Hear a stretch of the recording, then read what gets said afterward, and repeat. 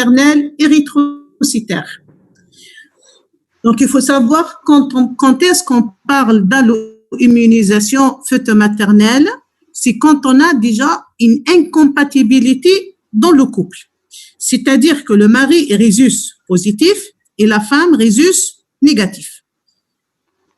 Automatiquement, l'enfant peut être positif, ce qui est incompatible avec le sang maternel qui est négatif. La maman va réagir par la production d'anticorps anti-rhésus positifs. Il faut savoir que cette situation est très fréquente.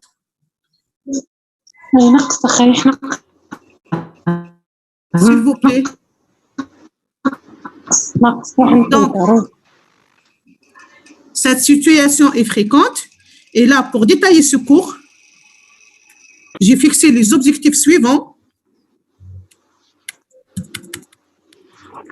S'il vous plaît, est-ce que vous voyez l'écran? Est-ce que vous voyez l'écran?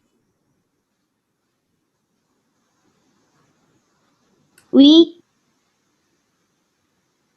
Oui, professeur, on voit à l'écran. Très bien. Une seconde.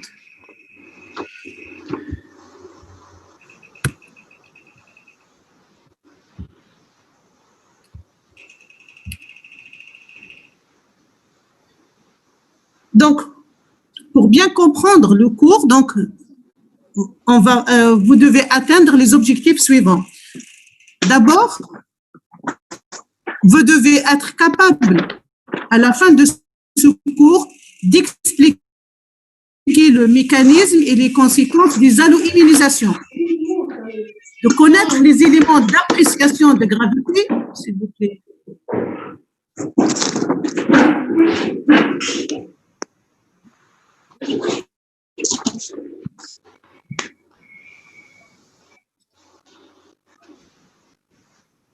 Donc, j'ai dit que les objectifs de ce cours, à la fin de ce cours, vous devez être capable d'expliquer le mécanisme et les conséquences des allo-immunisations, de connaître les éléments d'appréciation de gravité de l'immunisation, c'est-à-dire quels sont les critères qui vont nous permettre de préciser les critères de gravité fœtale. Et bien sûr, à travers ces facteurs de gravité, comment on va établir une conduite à tenir dans la surveillance d'une femme atteinte rhésus négatif et qui a développé des anticorps anti-rhésus positifs, et surtout connaître les modalités de la prise en charge néonatale et essentiellement, on va expliquer comment faire la prévention de l'immunisation rhésus, parce que si on fait une bonne prévention, automatiquement, le risque d'avoir une immunisation rhésus est très, très, très, très faible. Pour atteindre ces objectifs, ça ne marche pas.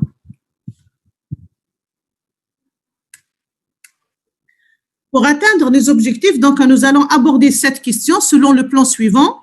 D'abord, on va définir qu'est-ce qu'une allo-immunisation fœto-maternelle. On précisera bien sûr l'intérêt de la question. On va faire un bref rappel épidémiologique. Et on va parler surtout de la physiopathe, les circonstances de l'immunisation et le mécanisme de développement des anticorps et ses conséquences.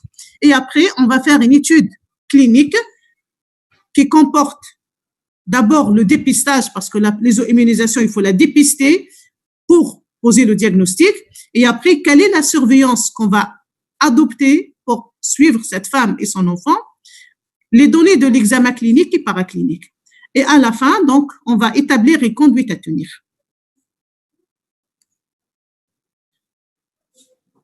Donc, j'ai dit que pour avoir une allo-immunisation fœto-maternelle, il faut que d'abord qu'il y ait une incompatibilité rhésus, d'abord entre la femme et l'homme. La femme doit être rhésus négatif et l'homme doit être rhésus positif. Ce qui fait que l'enfant, si le papa est homozygote, il va être positif. Donc, ça sera une incompatibilité fœto-maternelle. Fœtus rhésus positif, maman rhésus négatif.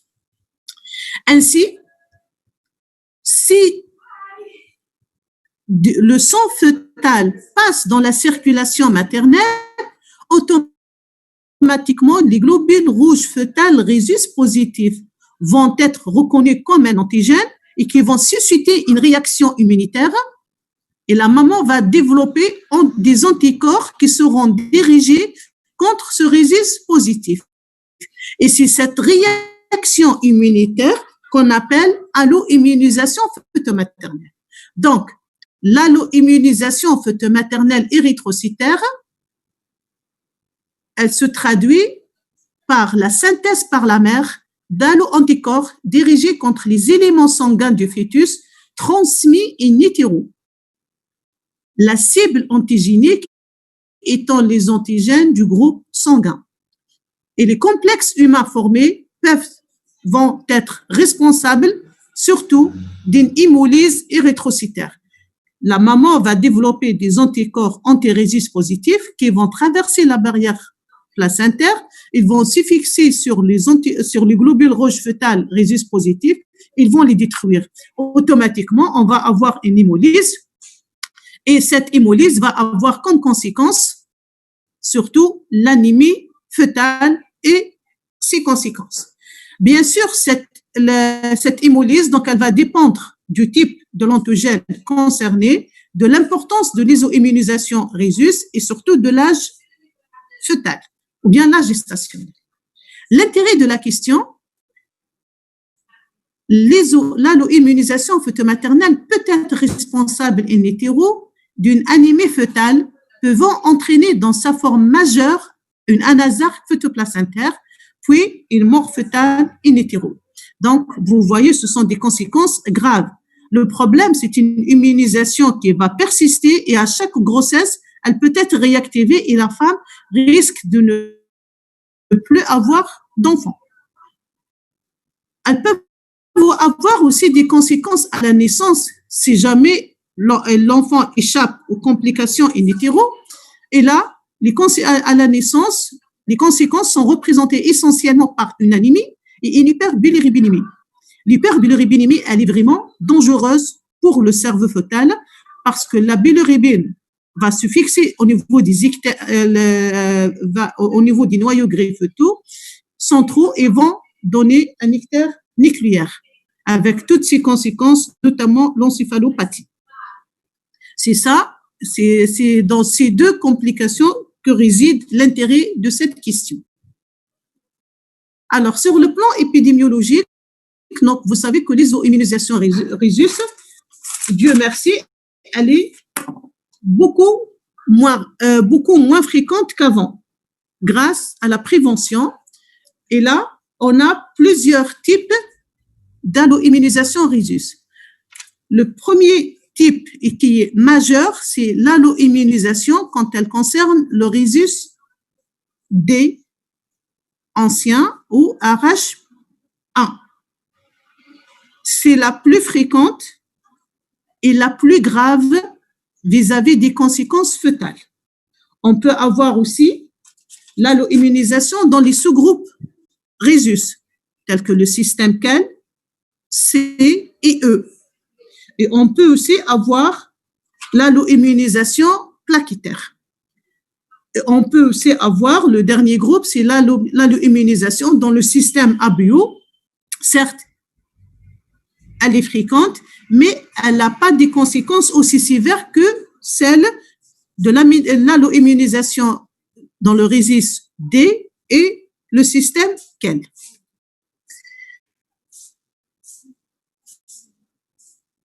L'incidence, donc, j'ai dit qu'elle a considérablement baissé sous l'effet de l'immunoprophylaxie. Alors, elle est pratiquement à 0,9 pour 1000 en Europe et 1,3 pour 1000 aussi aux USA et au Canada. Sur le plan physiopathologique, le système rhésus est constitué par deux gènes contigus, ARHD et ARHCE, présents sur le chromosome 1. Pour le gène D, grand D, il code pour la protéine D, actuellement remplacée par le ARH1, qui constitue le groupe rhésus grand D ou bien positif, au sujet qui la possède. Les individus ne ne possédant pas le gène ARHD sont donc déclarés rhésus négatifs, RH-1. Le second gène, RH grand C, grand E, porte les antigènes C pour le RH2 et E pour le RH3, et le petit c pour le RH4 et petit e pour le RH5, formant ainsi 4 combinaisons grand C, grand E, grand C, petit e, petit c, grand E, petit c, grand E, petit e. Et là, l'immunisation rhésus photomaternelle se produit lorsque la mère est rhésus négatif et l'enfant est rhésus positif. Alors, qu'est-ce qui se produit? Quand la maman elle est rhésus négatif, l'immunisation est possible lors de la première grossesse. Comment? Par le passage des hémorragies fœtales, notamment si la grossesse ne présente aucun problème après 34 semaines. Et ceci touche pratiquement 7% des grossesses. Ces hémorragies fœtales, même à faible dose, peuvent susciter une réaction immunitaire chez la maman parce qu'il y aura le premier contact avec l'antigène qui est rhésus positif. Qu'est-ce qu'il va y avoir au niveau maternel? On va avoir une réaction avec production d'anticorps après une période de latence de 15 à 20 jours. Pour les immunoglobulines M, ce sont les IgM, et cette réponse, elle est peu durable.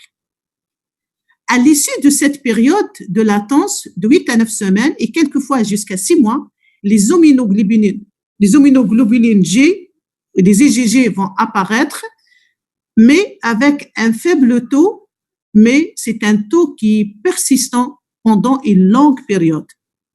Ce qui fait, après le premier contact, le système lymphoïde immunitaire va garder en mémoire cette réponse contre le rhésus grand D. Qu'est-ce qu'il va y avoir? 24 à 48 heures, donc à la réaction secondaire, la réponse secondaire, 24, c'est-à-dire 48 heures après le second contact avec le même antigène, c'est-à-dire que la femme va accoucher, première grossesse, quelques gouttes de sang vont passer dans la circulation maternelle, elles vont être identifiées comme étant un antigène, elles vont susciter une réaction immunitaire, la femme va développer des anticorps anti-grand D. Ces anticorps vont être gardés en mémoire, elle va faire une deuxième grossesse, donc ce qui fait que le premier enfant, il n'est pas touché.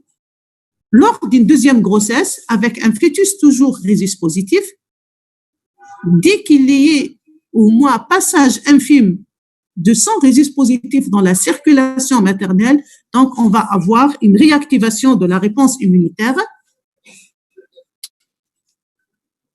Et là, les lymphocytes B et les plasmocytes vont synthétiser à nouveau des anticorps et là, elles vont synthétiser les IgG. Lors d'une allo-immunisation, donc rhésus D photomaternelle, l'immunisation est proportionnelle au débit d'anticorps rhésus positif maternel dirigé vers le fœtus. Si cette immunisation elle est faible, automatiquement la réaction elle est faible. Si le passage de sang fœtal il est massive, la réaction elle sera massive aussi, et la réponse elle sera massive, et vont produire une grande quantité d'anticorps anti-D. Alors, cette réaction, elle va se produire selon cette séquence et qui se déroule selon les étapes suivantes. Première étape, passage des hémorragies fœtales à travers le placenta lors de la première grossesse. Ces hémorragies vont susciter une réponse immunitaire primaire maternelle. Cette réponse immunitaire maternelle donc, va produire les IgM. Les IgM vont persister pendant une période plus ou moins courte et vont par la suite se transformer en IgG. Ça sera la réponse, c'est-à-dire elles vont garder les IgG. La réponse immunitaire secondaire, c'est qu'alors d'une deuxième grossesse, quelle que soit son issue, ça sera, les IgG sont là, ils vont réagir rapidement au passage des hémacées fœtales rhésus positifs. Ils vont susciter une réaction, donc, maintenant, immunitaire, avec production des IgG qui vont traverser le placenta et vont se fixer sur les hémacées fœtales. Et là, ils vont, puisqu'ils se fixent sur les hémacées fœtales, anticorps anti-rhésus positifs, ils vont détruire ces globules rouges et vont donner la maladie hémolytique avec ses conséquences pour le fœtus et pour le nouveau-né.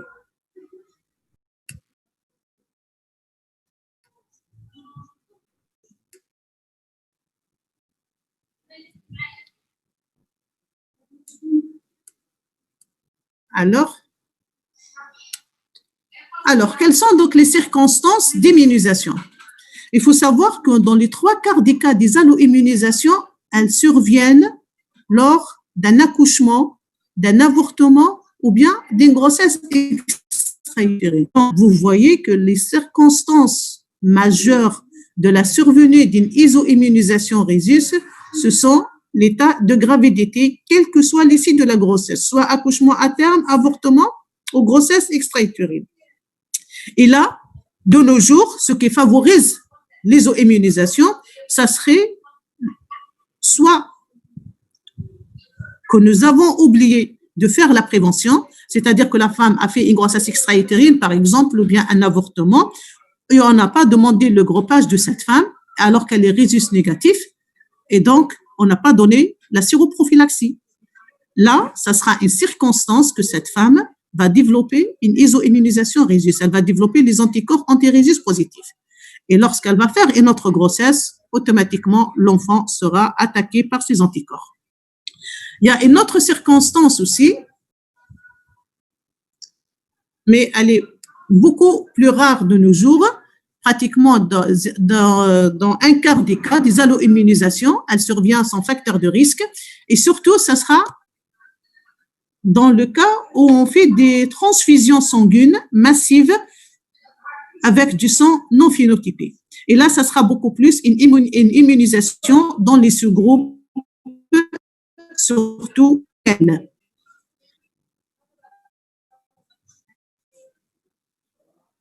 Alors, toujours dans les circonstances d'immunisation, donc on a vu que les circonstances gravidiques sont les circonstances les plus fréquentes et on va énumérer les circonstances obstétricales qui vont nous permettre de comprendre, c'est-à-dire qui vont favoriser la survenue des immunisations et comme ça, on pourra les prévenir ultérieurement. Alors, les situations obstétricales qui favorisent le passage des hémacées fœtales vers la circulation maternelle, notez, ce sont toutes circonstances de métrorragie au cours de la grossesse.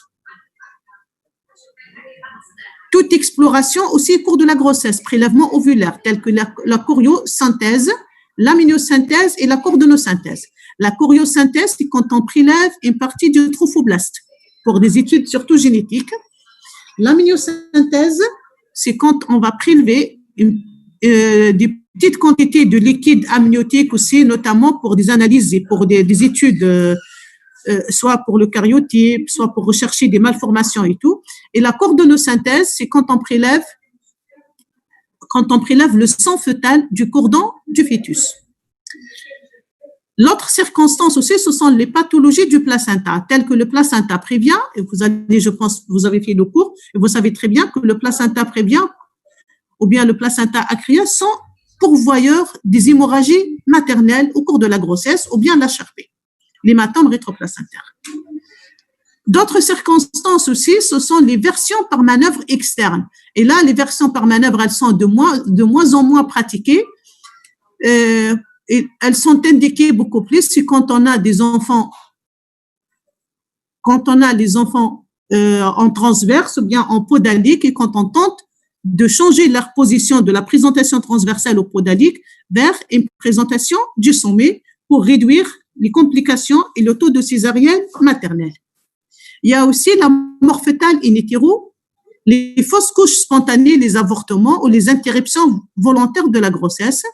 Il y a les grossesses extra-utérines qu'on a déjà citées. et surtout les interventions aux traumatismes abdominaux ou pelviens, surtout lors de la délivrance ou bien après un accouchement. Ce sont les circonstances obstétricales de la survenue d'iso-immunisation rhésus. Il y a aussi des circonstances non obstétricales, et là, l'allo-immunisation rhésus aussi peut survenir également suite à une erreur transfusionnelle, et c'est le risque le plus élevé, en cas de greffe d'organes, la toxicomanie intravéneuse et l'hétérohémothérapie. La toxicomanie, c'est beaucoup plus quand il y a un échange de seringues entre les gens, et elles peuvent garder l'aiguille, elle peut garder quelques gouttelettes de sang, donc qui va passer dans la circulation de l'autre individu, et ça risque de susciter une réaction immunitaire, et ça peut développer donc une iso-immunisation fœto-maternelle ou bien des anticorps qui seront dirigés contre le groupage de l'enfant. Quelles sont les conséquences fœtales de l'hémolyse? Donc, on a dit que la maman va développer des anticorps anti-rhésus positifs qui vont se fixer, qui vont traverser le placenta et se fixer sur le sang fœtal, rhésus positif, ils vont détruire ces globules rouges, donc c'est une hémolyse, et on va voir quelles sont les conséquences de cette hémolyse, d'abord in utero et après la naissance. In utero, c'est beaucoup plus l'anémie. L'hémolyse fœtale est responsable d'une anémie et d'une augmentation d'un produit de dégradation de l'hémoglobine et bien sûr la bilirubine. Lorsque l'anémie fœtale est sévère, elle aboutit à une anasarque photoplacentaire avec infiltration hydrique du fœtus et des annexes. Automatiquement, si on a une anémie importante, on aura une diminution de la pression oncotique, et cette diminution de la pression oncotique va favoriser la fuite du liquide vers le milieu extracellulaire, ce qui explique les drops fœtalis ou bien l'anasarque photoplacentaire. En l'absence d'une prise en charge, ce tableau peut évoluer vers la mort in utero ou bien à la naissance. Et là, vous voyez l'aspect d'un nouveau-né avec une anasarque photomaternelle, l'acide avec le ventre d'un patricien. Vous voyez donc les membres qui sont tuméfiés. Et là, c'est beaucoup plus les signes de cette anémie avec l'anasarque in utero. Donc, vous voyez l'épaisseur cutanée et surtout le RCF avec un rythme sinusoïdal qui atteste une anémie sévère fœtale. Et si on n'agit pas à ce niveau-là, donc on risque de perdre l'enfant in utero. Alors, en plus de l'hémolyse, donc on a dit l'hémolyse, elle va être responsable d'une anémie avec la dégradation des globules rouges. Les macrophages donc de la rate et du foie vont capter les globules rouges fœtaux altérés, fixant les antigènes anti-D et entraînant leur hémolyse intratissulaire et par conséquence donc une anémie fœtale de gravité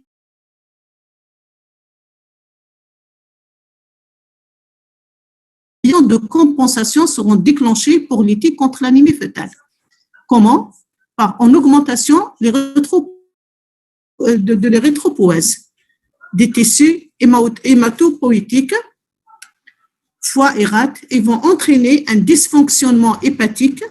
Ce dysfonctionnement hépatique va être responsable d'une hypoalbuminémie aboutissant à un tableau classique d'hydrops fœtalis avec épanchement des séreuses, œdème cutané diffus, hépatosplénomégalie, l'hydramnios et bien sûr l'épaississement placentaire. Ça, c'est in utero. À la naissance, l'immaturité du foie fœtal limite la conjugaison de la bilirubine produite lors de l'hémolyse. Son accumulation de la circulation fœtale entraîne un ictère néonatal secondaire responsable d'ictère nucléaire.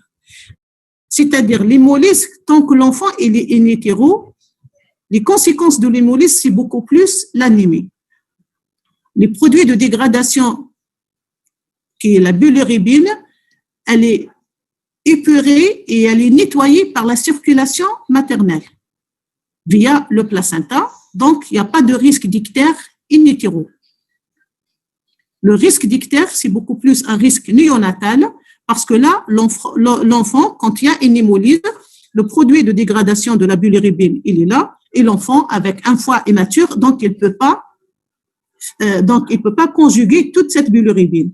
Automatiquement, elle va se déposer au niveau des teguments, mais la conséquence la plus grave, c'est quand elle se dépose au niveau des noyaux gris centraux.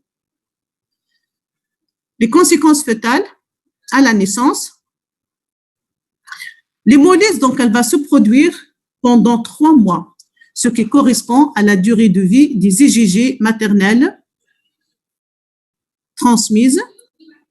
Et surtout, les premiers jours de vie, le nouveau-né ne possède également pas une immaturité hépatique. Ceci va conduire à un excès de bilirubine libre et entraîne un ictère hémolytique. La bilirubine libre étant toxique pour les noyaux gris centraux, elle peut donc engendrer une encéphalopathie chez l'ictère nucléaire. Et vous voyez l'aspect d'un nouveau-né avec l'ictère fœtal, l'ictère du nouveau-né.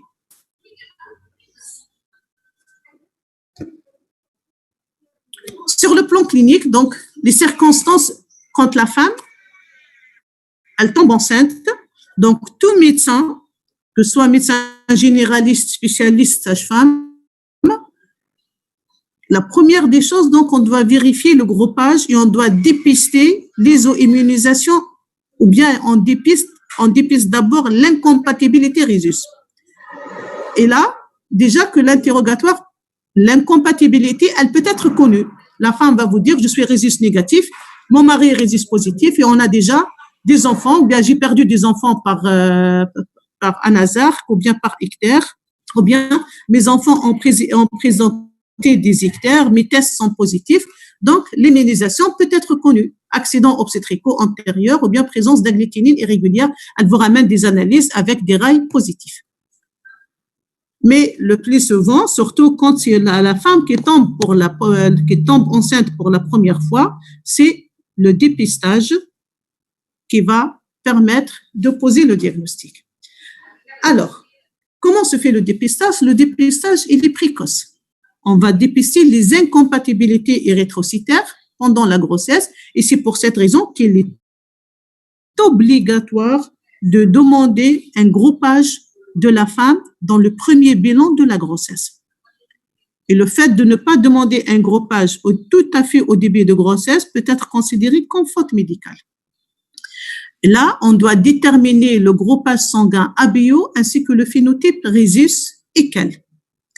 Si jamais la femme s'avère rhésus négatif, à ce moment-là, il est obligatoire de déterminer le groupage sanguin du père pour voir est-ce qu'il est aussi rhésus négatif. Donc, si le mari est rhésus négatif et la mère est rhésus négatif, le problème ne se pose pas.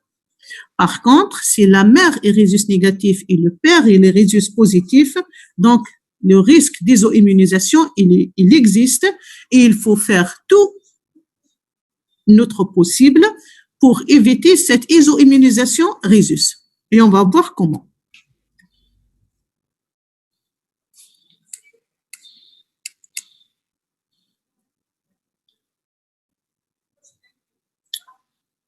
D'abord, si la femme rhésus négatif et le mari est rhésus positif, vous demandez systématiquement les rails, la recherche d'agglutinine irrégulière.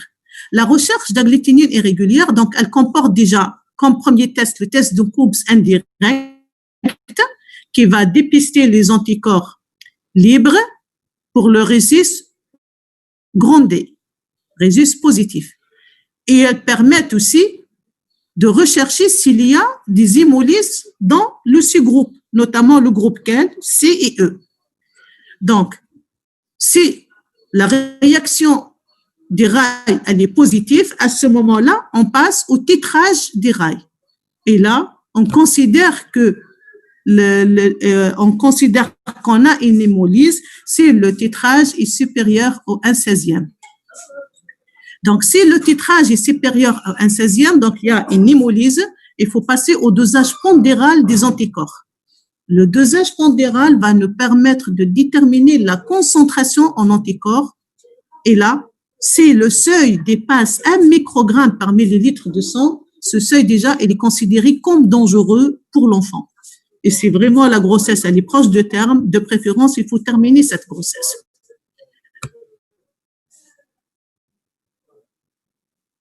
Alors, l'association titrage d'anticorps et plus le dosage pondéral va nous permettre une meilleure appréciation du risque d'immunohémolyse in utero.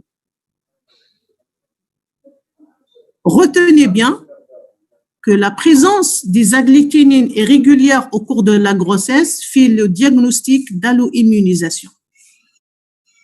Donc, si je trouve les rails positifs, c'est une séquence d'alloimmunisation.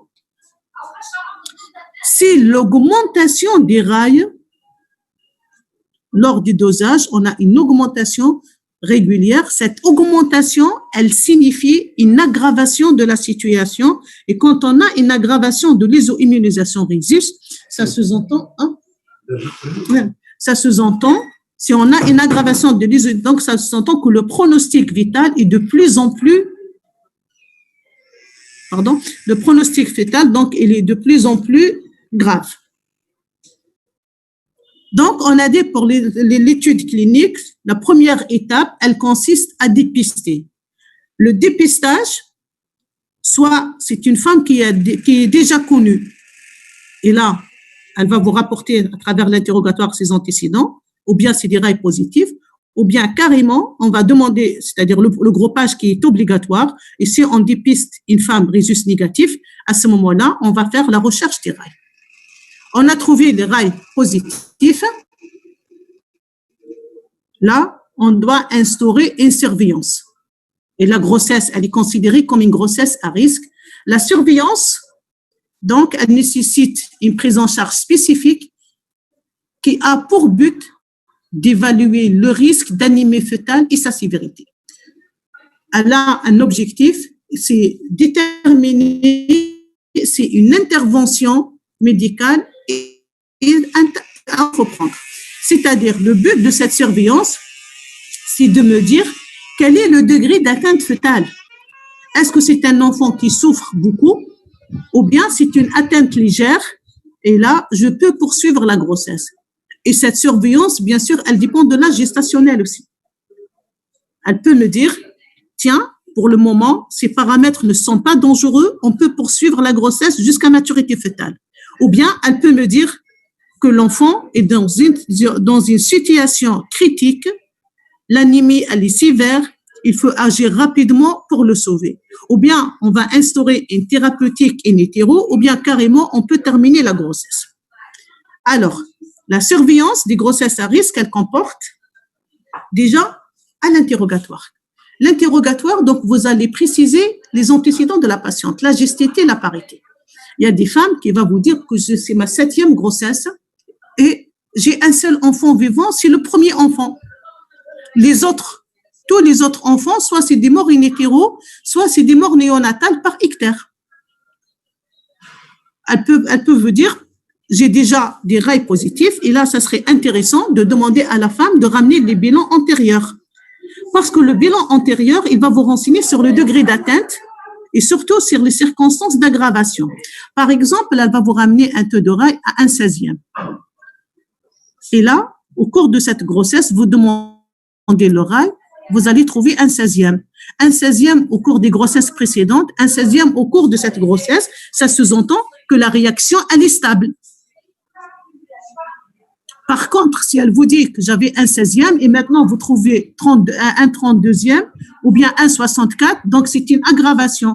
Et on va apprécier le rythme de cette aggravation. Est-ce que c'est une aggravation progressive dans le temps ou bien c'est une aggravation rapide? Si c'est une aggravation rapide, donc le pronostic fœtal, il est grave. Si c'est une aggravation progressive dans le temps, donc là, on va faire une évaluation pour étudier l'état du fœtus. Et bien sûr, il est très important de connaître le mode de cette immunisation. Est-ce que c'est des motifs obstétricaux ou bien c'est des transfusions? L'interrogatoire aussi va vous préciser la date des dernières règles pour calculer l'âge gestationnel. Si là, par exemple, la femme, elle est à 34 semaines, 36 semaines, le problème ne se pose pas à tout moment, on peut terminer la grossesse avec sauvetage fœtal. Mais par exemple, si elle vous dit que c'est une grossesse de 18 semaines, 20 semaines, l'enfant est très, très, très, très immature et on ne peut pas agir.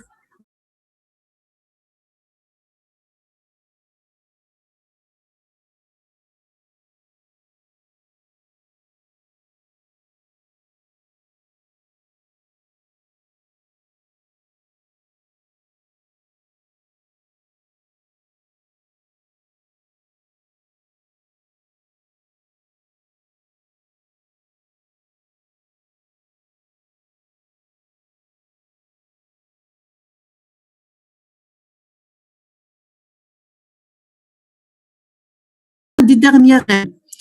La date des dernières règles va me permettre de calculer l'âge gestationnel et l'âge gestationnel, c'est un critère important de décision. Pourquoi? Par exemple, si je découvre qu'il y a des anomalies à 34, 36 semaines, là, l'enfant est suffisamment mature pour que ce qui va me permettre d'interrompre la grossesse sans aucun risque ni en atteinte pour l'enfant. Mais par exemple, si je découvre qu'il y a une atteinte fœtale à 22, 20 semaines, l'enfant, il est très prématuré et je ne peux rien faire, je ne peux pas l'extraire. Et là, pour aider ce fœtus, je suis obligée de faire des manœuvres in utero. D'accord? Et la surveillance aussi va me permettre de préciser le taux d'agglutinine irrégulière. Si le taux d'agglutinine irrégulière dépasse le 1/16e, on va faire le dosage pondéral. Et le plus important, c'est de les comparer avec les dosages des grossesses antérieures pour voir est-ce qu'il y a une aggravation d'atteinte ou non. Il est très important aussi de déterminer le groupage de père, le groupage phénotypique du père. Parce que le père, il peut être homozygote comme il peut être hétérozygote. Si le père, il est homozygote, donc automatiquement 100%, l'enfant sera rhésus positif parce que le rhésus positif, c'est le... Et là, je vais armer ma surveillance dans le sens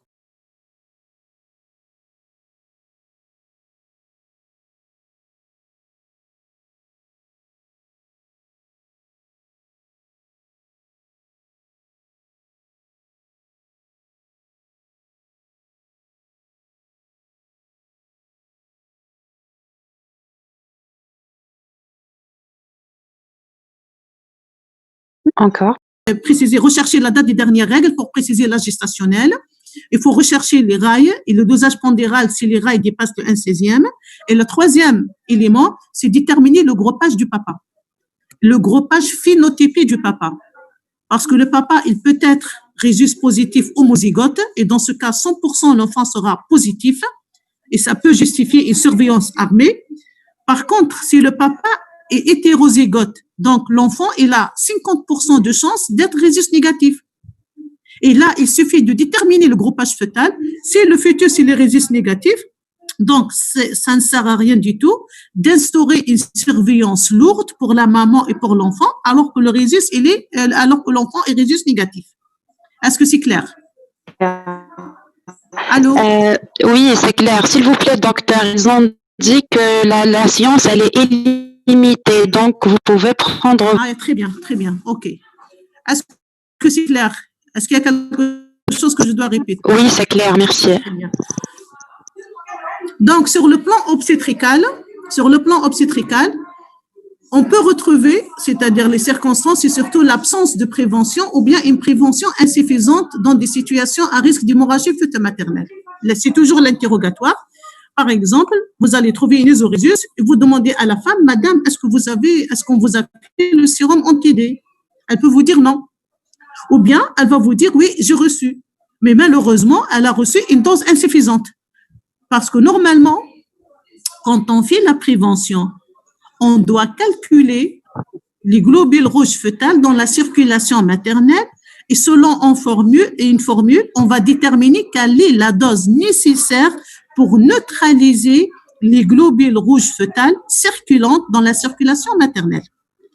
Alors que si on va donner une dose unique et la même dose pour tout le monde, or c'est pas tout le monde qui a la même quantité de sang ou bien la même quantité de passage de sang dans la circulation maternelle. Et c'est cette situation, donc, quand on donne l'anti-D, il va neutraliser une partie et une partie des globules rouges fœtales va rester va rester libre, qui va susciter une réaction immunitaire. Pour la maman, elle a reçu la prévention, mais c'est une prévention insuffisante qu'elle n'a pas pu permettre de protéger cette femme. Ou bien c'est les fausses couches, post-extra-utérines, de toutes circonstances obstétricales. Si la patiente présente des antécédents obstétricaux avec alloimmunisation phytomaternelle, il est intéressant de connaître la sévérité. C'est-à-dire, si elle va vous dire, j'ai déjà présenté un antécédent d'iso-immunisation, donc vous allez préciser quel est le degré de sévérité de cette atteinte antérieure. Comment? D'abord, est-ce que l'enfant a présenté un ictère postnatal? Est-ce qu'il y a eu une mort in utero? Est-ce qu'elle a des documents qui attestent d'un anasarque et d'une atteinte grave fœtale? Est-ce que l'enfant a convulsé en néonatologie? Est-ce que l'ictère a été de faible, c'est-à-dire le dosage de la bilirubine n'était pas aussi important, n'a pas dépassé les 200 microgrammes? Et bien sûr, quelle est la fréquence des contrôles biologiques et échographiques? Est-ce qu'elle faisait des analyses chaque 15 jours? Chaque 15 jours, est-ce que les résultats sont stables ou bien il y a une tendance à l'aggravation d'un examen à l'autre? Tout ceci, ce sont des paramètres d'orientation qui peuvent m'orienter au cours de cette grossesse pour voir, bien pour évaluer le risque d'atteinte fœtale. L'examen clinique, maintenant proprement dit, il comporte bien sûr l'examen standard, donc le statut général, la prise de tension, le pouls, est-ce que la femme présente des œdèmes ou non, et une albumine et la chimie des urines systématique. Il permet aussi d'apprécier la hauteur utérine. La hauteur utérine, on va rechercher est-ce qu'elle correspond à l'âge gestationnel ou non. Si j'ai une tendance déjà à avoir une hauteur utérine excessive par rapport à l'âge gestationnel, je peux déjà suspecter soit l'hydramnios ou bien l'anasarque fœtomaternelle. Je dois demander à la femme si elle sent bouger son enfant et quelle est la qualité de ses mouvements. Est-ce que c'est des mouvements toniques ou bien c'est des mouvements faibles, à peine perceptibles? Et on va écouter les BCF et surtout préciser aussi l'état du col. Est-ce que c'est un col qui est fermé ou bien c'est un col qui est ouvert?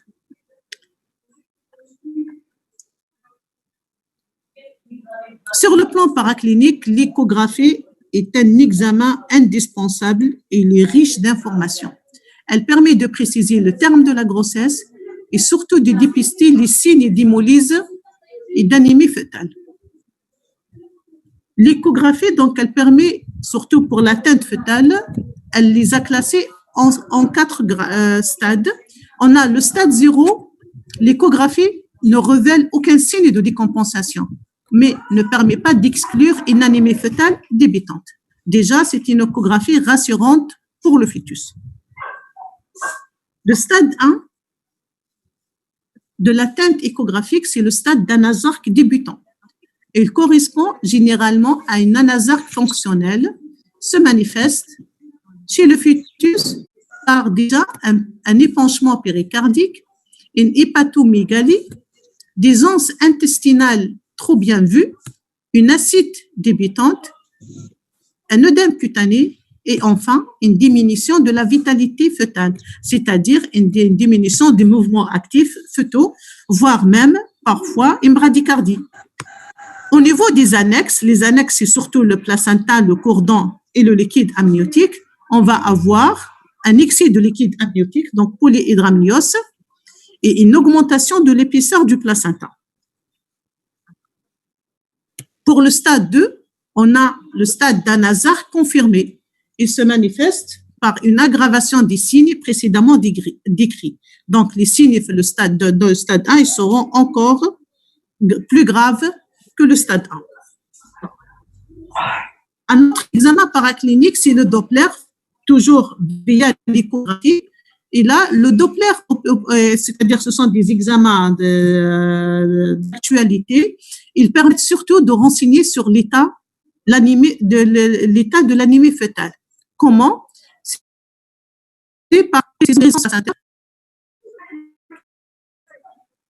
ils sont diminués et le débit sanguin dans la veine ombilicale est cru, témoignant de l'augmentation du travail myocardique, source de violence cardiaque et néonatale. Donc, ceci peut être déjà, en cas d'anémie, on va avoir une augmentation de l'activité cardiaque et là, à certains moments, le cœur va devenir défaillant et l'enfant pour mourir par la suite. Et c'est un signal pour nous obstétriciens qui va nous permettre, en fonction de l'âge gestationnel, d'agir soit in utero, en corrigeant l'anémie fœtale, soit de terminer calmement la grossesse, c'est l'âge gestationnel le permet. Un autre Doppler, c'est le Doppler de l'artère cérébrale moyenne. Et là aussi, c'est un Doppler très important, il est riche de renseignements. Il permet l'étude du pic de la artère cérébrale moyenne qui prédit l'anémie fœtale avec une meilleure sensibilité que la myosynthèse.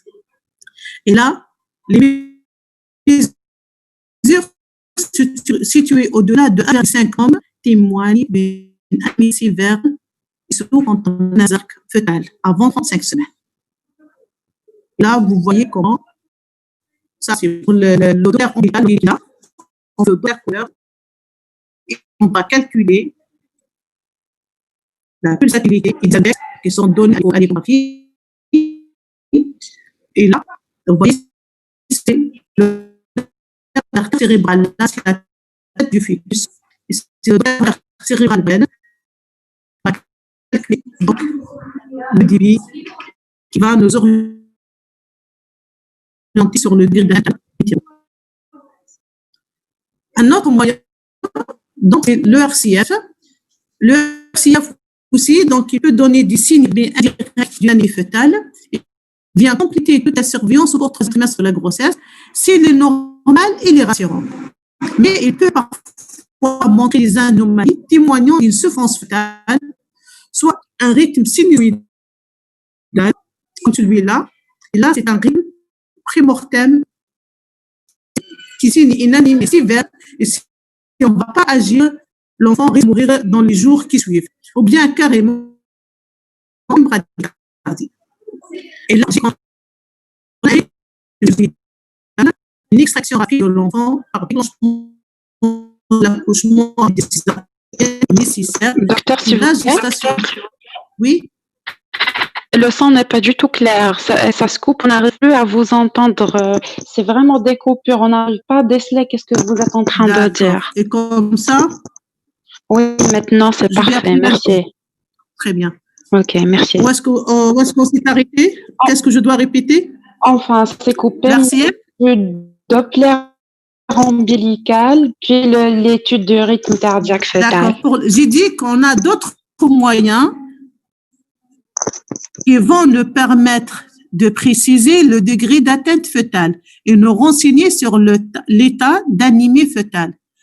Ces moyens, c'est beaucoup plus le Doppler ombilical. Le Doppler ombilical, donc, il peut m'orienter sur l'augmentation. Quand on a une anémie sévère, elle va se traduire par une augmentation de l'activité cardiaque, source de défaillance cardiaque in utero, ou bien si j'ai une augmentation de l'activité cardiaque, donc c'est un signe d'alarme pour moi, et en fonction de l'âge gestationnel, je dois agir. Si l'âge gestationnel, je peux terminer. Sinon, je suis obligée de corriger l'anémie in utero. Un autre moyen qui va me permettre, qui peut me renseigner sur l'état fœtal, c'est le Doppler de l'artère cérébrale moyenne. Et là, elle permet de calculer la vitesse systolique de l'artère cérébrale moyenne et qui va me renseigner sur l'anémie que la myosynthèse. Et là, quand la mesure au-delà de 1,5 mom va témoigner d'une anémie sévère et surtout quand on a une anarque fœtale avant 30 semaines. Et ce qui m'oblige à agir pour sauver cet enfant. Un autre moyen de surveillance fœtale, c'est le RCF. Le RCF, il vient compléter surtout au cours du troisième trimestre la surveillance. Donc, si j'ai un RCF normal avec des signes d'échographie qui sont modérés, il est rassurant, je peux poursuivre la grossesse. Par contre, si j'ai une anomalie de l'RCF, de bradycardie, ou bien un sinusite, là, c'est un RCF qui est très péjoratif, et si je ne veux pas agir rapidement, je risque de perdre l'enfant, soit in utero, ou bien rapidement en néonat. Donc, je dois agir soit par un déclenchement de la césarienne. l'amyosynthèse, c'était une ancienne méthode, elle a tendance à être abandonnée devant la fiabilité des données du Doppler échographique. L'amyosynthèse, donc, elle consiste beaucoup à priver à l'aide d'une seringue par voie transabdominale une quantité de liquide amniotique.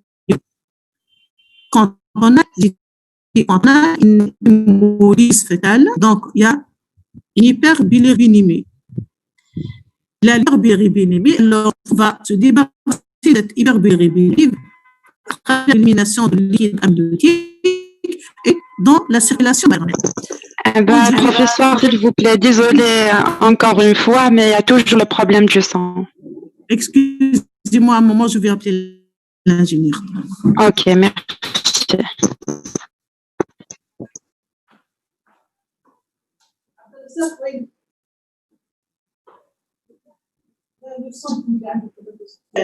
Merci. J'ai dit que l'amyosynthèse, vous m'écoutez pas ça? On vous entend, mais il y a des coupures. On n'arrive pas à comprendre ni à déceler qu'est-ce que vous êtes en train de dire. Oui. Je vais essayer de parler un peu plus fort. Donc, pour le RCF, c'est bon. Enfin, depuis l'RCF, on n'a rien entendu. Là, justement, je viens de commencer l'amyosynthèse. L'amyosynthèse, j'ai dit que l'amyosynthèse, elle consiste à prélever une partie ou bien une quantité de liquide amniotique et on va le mettre à des indices biologiques. Ça va nous permettre de faire le dosage de la bilirubine et étudier l'indice à 450 nanomètres. L'indice calculé, elle est remplie sur la courbe ou bien sur un diagramme qu'on appelle il va nous orienter sur la zone d'atteinte fœtale. Elle est divisée en 3 zones, atteinte intermédiaire et atteinte grave. Donc, en fonction de l'indice optique de liquide amniotique, on localise l'enfant. Si l'enfant, si le dosage de la bilirubine est dans la zone d'atteinte faible, donc le pronostic fœtal n'est pas péjoratif et on peut poursuivre en grossesse. Si l'enfant est issu de zone intermédiaire avec une atteinte modérée, donc on va renforcer la surveillance, rapprochée par l'échographie et la biologie. Par contre, si l'enfant il est dans la zone supérieure ou bien dans la zone d'atteinte grave, là, le risque de mort in utero, il est très important. Si l'enfant dépasse 34 semaines, on atteint semaines en fusion in utero pour sauver cet enfant. Est-ce que c'est clair? S'il vous plaît. On n'a pas bien entendu, ça se coupe. Oh là là, oh là là, oh là là. Oui, je répète, oui, s'il vous plaît. L'amyosynthèse. L'amyosynthèse, elle consiste à prélever une quantité de liquide amniotique pour faire l'indice liquide amniotique. Elle permet le dosage de la bilirubine dans le liquide amniotique et étudier l'indice optique à 450 nanomètres.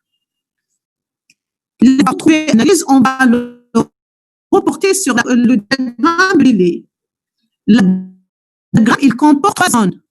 Une zone nulle ou légère. Dans ce cas, le risque est faible. Et on peut poursuivre la grossesse normalement, avec une surveillance habituelle. Par contre, si les analyses enfants dans la zone d'atteinte intermédiaire, là, une surveillance est nécessaire.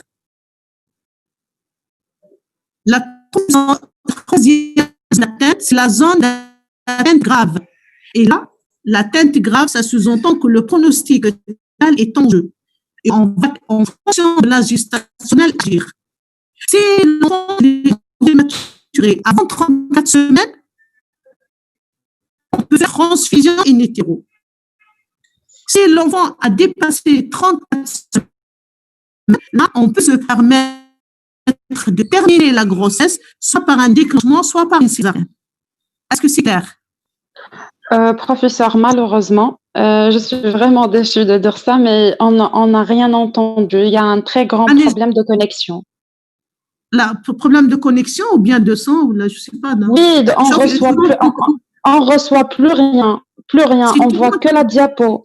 Et il y a juste comme ça, des lettres comme ça éparpillées et c'est tout. On n'arrive plus les lettres éparpillées, même l'écran n'est pas clair. Non, l'écran est clair, mais le son, non. Ah, d'accord, ok, je vais essayer. S'il te plaît, appelle-moi Abdelrazak. Je fais Abdelrazak.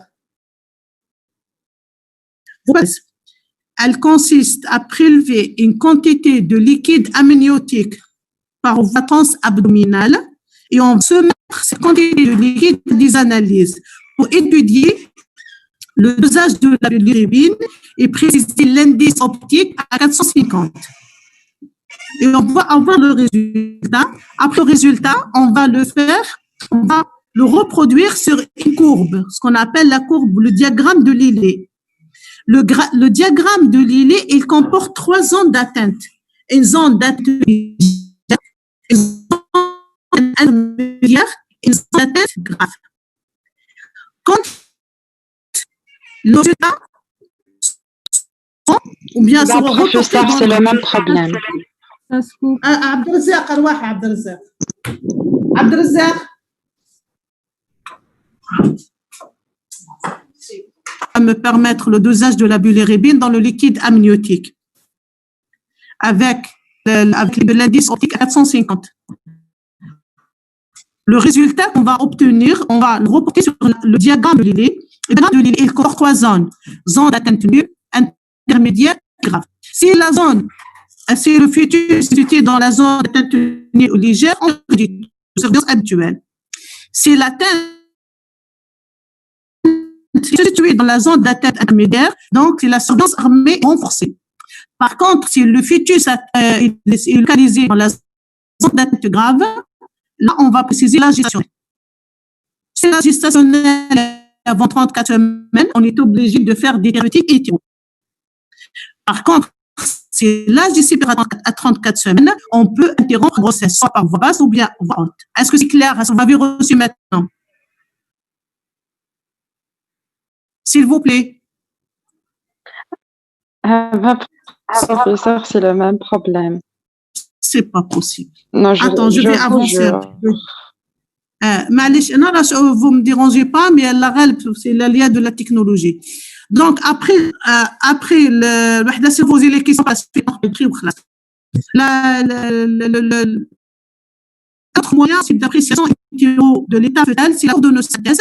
La cordonocynthèse, c'est le prélèvement du sang fœtal à travers le cordon ombilical du fœtus et du sang fœtal. Et ceci va me renseigner sur le groupage de l'enfant et sur le degré de sévérité de l'anémie.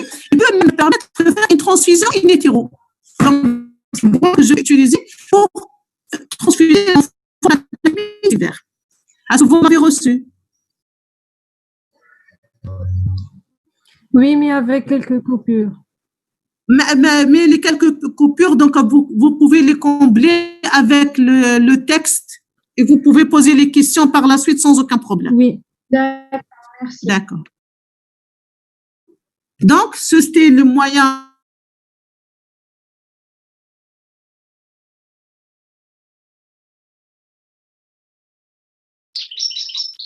Docteur, s'il vous plaît, il n'y a pas de son. La plus importante. L'indication thérapeutique, elle dépend du taux de la glycémie irrégulière, le dosage pondéral des anticorps, les données du Doppler fœtal et bien sûr le taux d'hémoglobine fœtale si on a fait un prélèvement du cordon ou bien une cordonocynthèse. Tout ça, ajouter ça, c'est l'âge gestationnel. Parce que l'âge gestationnel, c'est un critère très important dans notre décision. Et bien sûr, la vitalité fœtale. C'est l'enfant que je fasse une thérapeutique in utero. Je termine la grossesse. Par contre, si l'enfant est vivant, donc, il a le droit d'être.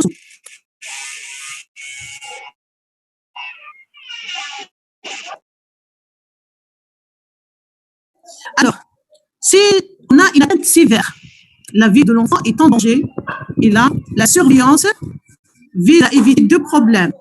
D'une part, la souffrance fœtale grave, avec sa corollaire qui est la mort in utero, et d'autre temps, et en d'autres termes aussi, certes, je veux sauver l'enfant, mais je ne vais pas quand même extraire un grand prématuré qui va mourir après.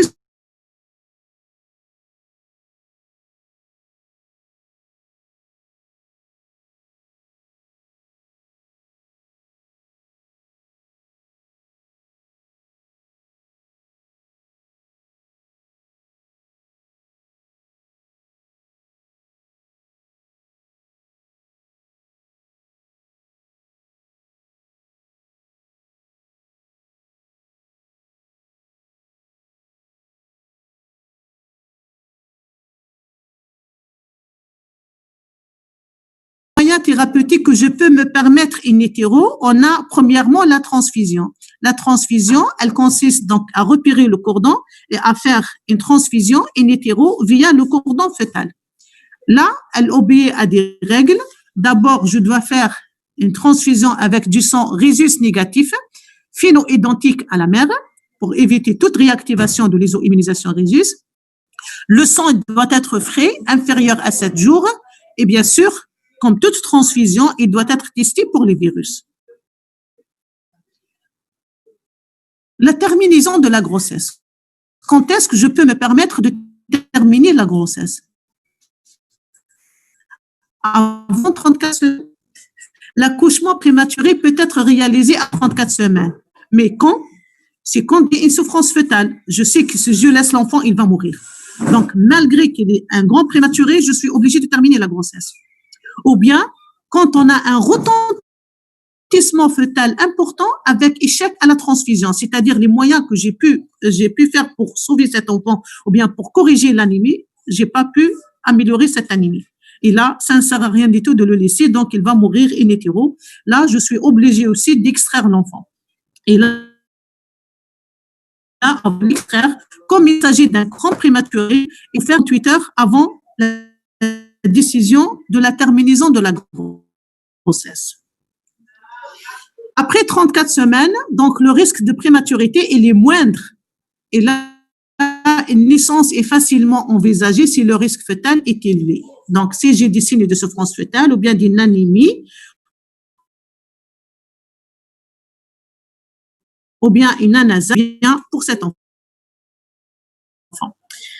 Alors, comment je vais terminer cette grossesse? Par voie basse, par voie haute, là, c'est les conditions obstétricales qui vont, c'est-à-dire les conditions obstétricales, est-ce que le col est ouvert? Est-ce que je peux déclencher? Est-ce que l'enfant n'est pas vraiment en état grave, qui peut supporter les contractions et l'accouchement par voie basse? Donc, on va essayer de peser le pour et le contre d'une ou de l'autre voie pour accepter est-ce qu'on va faire une césarienne ou bien un accouchement par voie basse, et le plus souvent, c'est une césarienne. Dans tous les cas, donc, il faut prévoir, parce que c'est un enfant très fragile, il est anémique, il faut prévoir l'accouchement dans un centre spécialisé avec l'idéal, un service de néonatologie à côté pour prendre en charge cet enfant fragile après la naissance. Alors, après la naissance, comment on va prendre en charge cet enfant? À la naissance, le nouveau-né sera examiné à la recherche d'une pâleur des téguments et des muqueuses pour apprécier le degré de cette anémie, à la recherche d'un ictère, d'une hépatosplinomégalie et bien sûr l'état cardiaque et pulmonaire neurologique. Sur le plan paraclinique, on pratiquera systématiquement en cas d'enfant issu d'une grossesse avec iso-immunisation rhésus, on pratiquera dans le sang du cordon et les dosages sanguins quotidiens un groupage rhésus, AFNS, test de Coombs indirect et le taux de bilirubine quotidiennement avec un suivi de la cinétique de l'hyperbilirubinémie. Normalement, l'hyperbilirubine B ne doit pas dépasser 200 mg. Si elle dépasse 200 mg, il faut passer directement à l'exsanguinotransfusion, sinon on risque de faire un ictère nucléaire. C'est ça, des noyaux gris.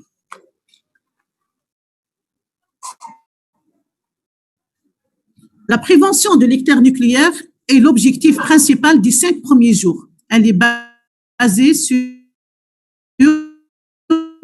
la photothérapie, donc dans le service de néonate à la maman.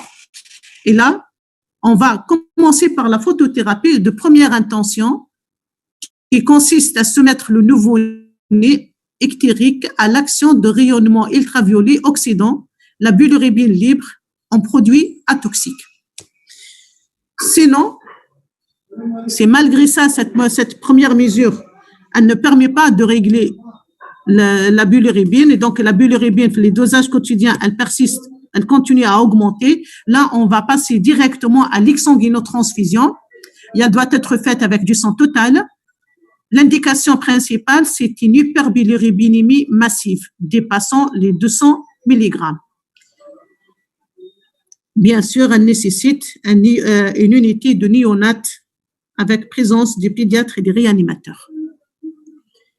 La surveillance du nouveau-né, elle doit être particulièrement attentive, et ce, même quand plusieurs semaines se sont écoulées. Pourquoi? Parce que le risque de l'anémie, il persiste jusqu'à l'élimination des anticorps, et qu'on a dit jusqu'à 3 mois. Parce que ce n'est qu'après 3 mois, après la naissance, que les IgG vont disparaître de la circulation fœtale. Et donc, le risque de l'anémie, il persiste tout le temps. Une dernière mesure, c'est le traitement préventif. Et là, c'est le traitement le plus important. Si on fait un traitement préventif correct, les immunisations, on va l'éradiquer. Et on va pas à suivre, on n'aura pas à suivre des grossesses avec des conséquences lourdes pour la maman et pour l'enfant. C'est ça le chapitre, ou bien c'est le cœur du secours. C'est la prévention en cas d'incompatibilité rhésus dans le couple. Femme rhésus négatif, père rhésus positif.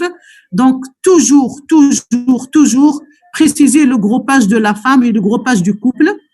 Si la femme, elle est rhésus négatif, le père, il est rhésus négatif, on doit faire la prophylaxie, la séroprophylaxie.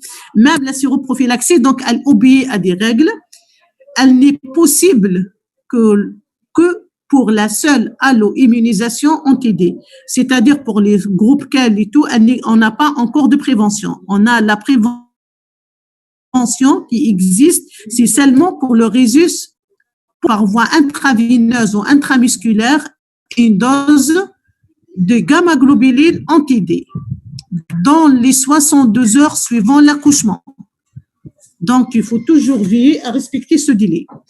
Chez toute femme rhésus négatif, avec un fœtus ou bien un nouveau-né rhésus positif, avec un test de Coombs indirect négatif, c'est-à-dire la femme rhésus négatif, avec un enfant rhésus positif, on doit faire rapidement un test de Coombs indirect. Si le test de Coombs indirect revient négatif, on fait la séroprophylaxie. Si le test de Coombs indirect revient positif, pas de séroprophylaxie. Là, la séroprophylaxie, qu'est-ce qu'elle vise? On a dit qu'il y a toujours un passage des globules rouges fœtales dans la circulation maternelle. La séroprophylaxie, donc, elle aura pour rôle de neutraliser les globules rouges rhésus positifs étrangers de la circulation maternelle qui est passé au cours de l'accouchement ou bien en n'importe quel geste obstétrical. Ils vont le neutraliser, ils vont le tuer, et de ce fait, le système immunitaire maternel ne sera pas sollicité et la femme ne va pas développer les anticorps anti-rhésus positifs. En conclusion, l'incompatibilité fœto-maternelle érythrocytaire est une situation obstétricale relativement rare, Dieu merci, grâce à la séroprophylaxie, mais si vraiment elle existe ou bien si elle nous échappe, si on a un échec de la prévention, donc c'est une situation grave et qui doit être dépistée et bien surveillée tant en anténatal qu'en postnatal. In utero, elle peut être responsable d'une anémie fœtale, pouvant entraîner une hémolyse dans sa forme majeure avec un anasarque fœtoplacentaire, voire même une mort in utero.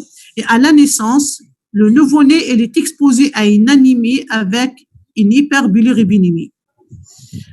Là, l'intérêt de la prévention anti-D, elle est très importante, et surtout la sécurité transfusionnelle. L'idéal, c'est de faire des transfusions avec du sang phénotypé pour réduire le risque de l'installation de l'alloimmunisation fœto-maternelle.